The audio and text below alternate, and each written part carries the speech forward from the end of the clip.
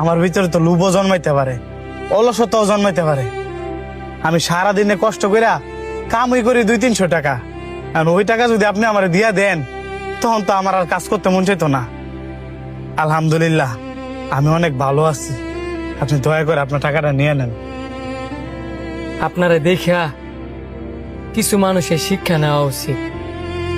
আমাদের দেশে এখনো কিছু কিছু মানুষ আছে যাদের কিনা চাই রাত খাওয়া ভালো থা সত্ত্বেও তারা বিভিন্ন অজুহাত দেখায়া মানুষের কাছে হাত পাতে। আপনার কথা মতোই আমি 200 টাকা ব্যাগ নিব, কিন্তু আমারও একটা কথা রাখতে হইব। আপনার এখানে যতগুলা পানি আছে সবগুলো আমার কাছে বিক্রি করতে হইব। আমার এনো আছে 9টা আর আপনার এনো 2টা, 11টা। আপনি আমার আর 20 টাকা দিলে হইব।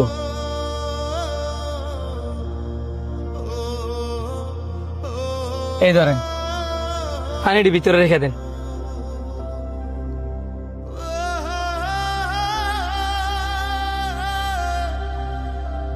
স্যার এবার আমার কয়টা টিয়া দিয়ে বিদায় করেন না, কোন সময়তে দাঁড়ায় রয়েছি।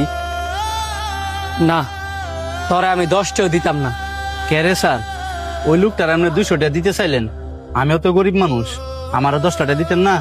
এই লোকটা দেখছস, এক হাত নাই, তারপরেও পরিশ্রম করে খায়। ওই লোকটা চাইলে তো ভিক্ষা করেও খাইতে পারে।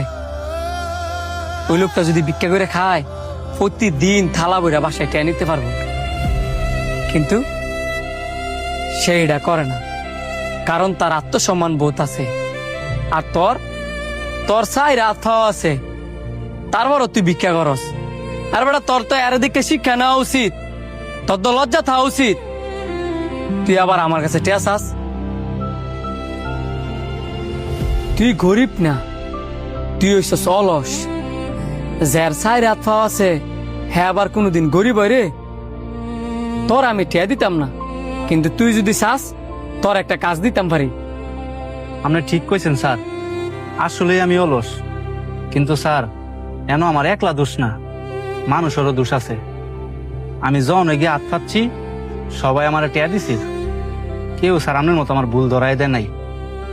আপনার মতো ভুল যদি আমার কেউ ধরাই দিত তাইলে হয়তো বা স্যার আমি কাজ করে খাইতাম, হাত পাততাম না। খুশি হইলাম। এই ধর, আজকের তে ফানি বেচা খাবি, কারো কাছে হাত পাতবি না, যা। দোয়া করবেন স্যার।